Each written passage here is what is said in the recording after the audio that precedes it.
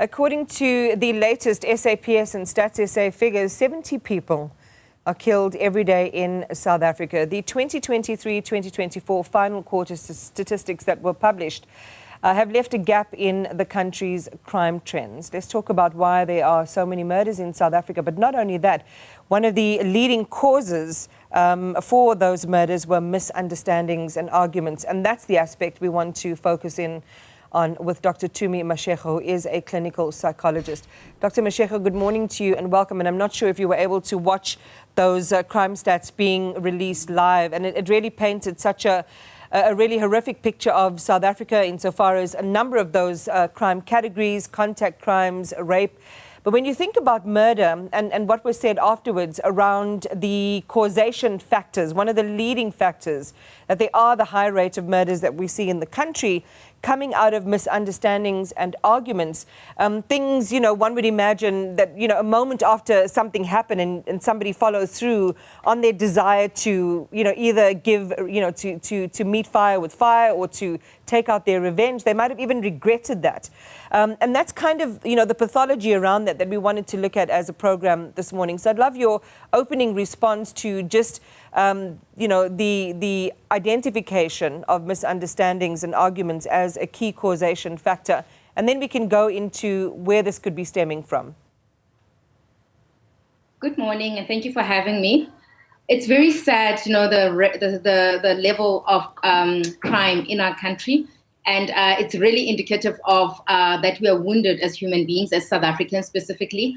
People in South Africa, we went from apartheid to post-apartheid to what is currently happening now. And there was never intervention or some sort of help for us to manage and find a balance. So we've swung the pendulum basically to the other end where there's such extremity in what's happening in society. And we never actually, found, balance. So we're functioning from a place of woundedness. We are really on autopilot. We are soldiers functioning, from a wounded place. And this is quite sad and it's reflective in our society. So the adults are parenting from a place of woundedness or a place of pain, and the children are actually inheriting this pain. So we are really in a place where we really need to do a systemic check-in where we sit with ourselves, because we're basically just on alert. So almost like we're waiting for anything to happen at any minute. That's why then, we are so aggravated so quickly. We lose our calmness so quickly. We're fighting so quickly. By the way, not acknowledging the wounds that we carry does not make them less detrimental. And that's what we see, that people will fight and actually, murder, or there's incidences of murder stemming from that because people are just not doing okay, but they're not acknowledging it. But carrying that means we are constantly projecting this woundedness as we interact in our behaviors and our actions and reactions. And that's why things can be so volatile so quickly, because of what we're carrying in our psyche, because of not dealing with it, being self-aware and healing. It sounds then like our limbic responses are, really primed, highly attuned to respond immediately to something. And we know, the spectrum of limbic responses is fight or flight. And in many cases, as we're seeing in these results, the response to fight back is the one that seems to be triggered the most when it comes to these types of altercations and so on. How do you reorder your limbic responses? How do you train your body to respond from a place of zero? The sad thing about or the difficulty about psychological problems or struggles is that one needs to be aware and one must accept that they have a problem. So for one to actually do something about their limbic system or their response to anything, that means they have to accept that the way they're responding now is not functional for them. So that's always the tricky part with, doing something about psychological things or things, that impact how we react and behave and act. So therefore, one must actually recognize that so that you become self-aware and then see what it is that your triggers are, and that leads to such spontaneous, volatile reactions or behaviors sometimes. So it requires that level of self-awareness to become, less volatile in reacting to certain circumstances. You talked about having a systemic check-in. You also talked about some of these behaviors that could be pathologized in us. And by that I mean it's been, it could be something historic, something that happened a long time ago. We often talk about a body of evidence in South Africa in terms of the impact that apartheid had and the aggressive legacy that it's left in a number of people's psyches and so on. The traumas that have been visited on people still being manifest in the way that they respond today. Given that it could be quite painful, quite historic, pathologized to an extent, how do you unlearn and relearn more positive behaviors and responses?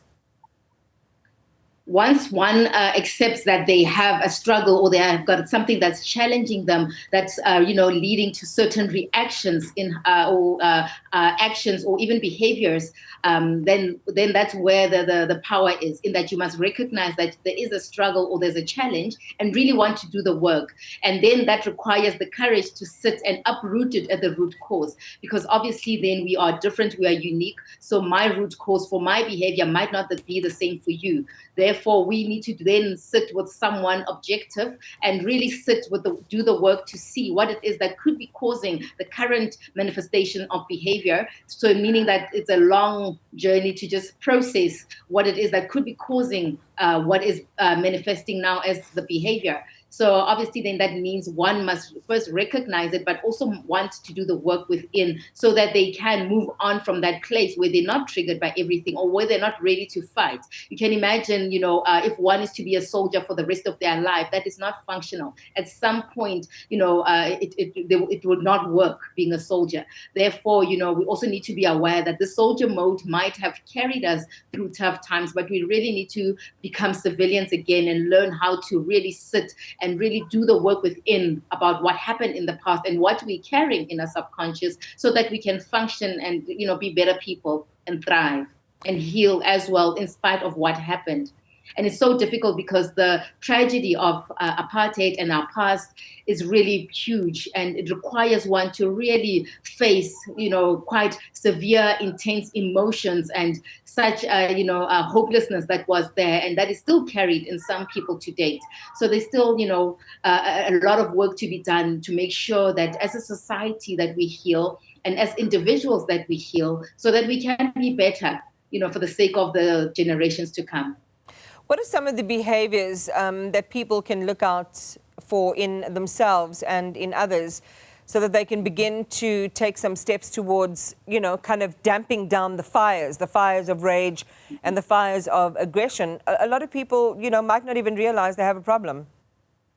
Yes, definitely. What some of the behaviors could be, for example, self-medication, where people really constantly need to drink, to smoke, and self-medication can be your over-the-counter medication, where you really feel like constantly you need something to calm you daily, just because you feel like you're on edge all the time. And restlessness, also the sleeping patterns, appetite, your mood can be up or down, or it could be just volatile, where today it's high, some days it's low.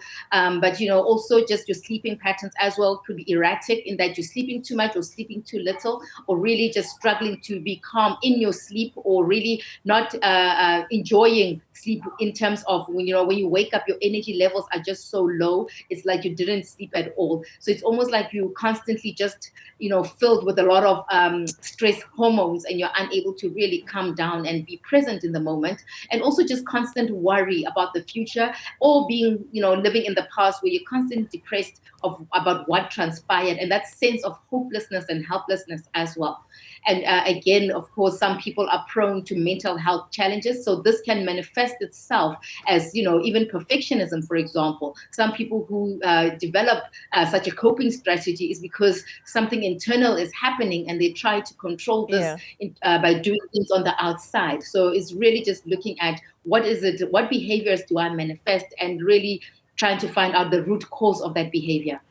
Yeah, I mean, in closing, I'd like for you to just share some easy resources. We know that access to services like the ones that you provide are expensive. They're not easily accessible to everyone who might need them. And also just want to make the point that this is an all of society thing. or issue that we sit with, because when you think of what's happening with our economy, the pressures that families are under, the historical issues, there's such a maelstrom of convergent factors that lead to this embedded aggression playing itself out in society. So I just wanted to acknowledge that. But when it comes to what we can do as individuals to be able to respond more calmly to situations, what other resources are available, especially those resources that might be a little more inexpensive or free entirely? It's important to develop. I know that we are under pressure in terms of South Africa's economy, as you've mentioned, and there's other things like load shedding, water shedding. There's a lot of things that are happening around us, so people are constantly under pressure. So I'm of view that breathing exercises, for example, are one way in which one can learn how to be present in the moment. But you need to do it properly for it to have impact. So it's not just shallow breathing, but it's really taking time to breathe and be present in the moment. Holding your breath, for example, for 5 seconds and then letting go, so that you're present. Because if you're constantly worried, you means you're not existing in the moment. You're worried about the future. But also, having other healthy hobbies, such as exercise. And exercise doesn't mean you have to be a competitive athlete. It could be just a walk, daily, just 15 minutes 3 times in a week. That could be, just the minimum, and then anything extra, that's great. So doing things that you enjoy, in spite of everything happening around us, just find that thing that brings you joy, so that you can, really sit down and enjoy and shut down from the world for a little bit. But also we do have public services where people can go. So if you go to your nearest public clinic, just inquire about the clinical psychologist services. We do have, clinical psychologists that work in the public sector as well. The waiting period for the first session might be, slightly long, but the follow-up sessions might be quicker. So I encourage people as well to check in at their nearest clinic, just to ask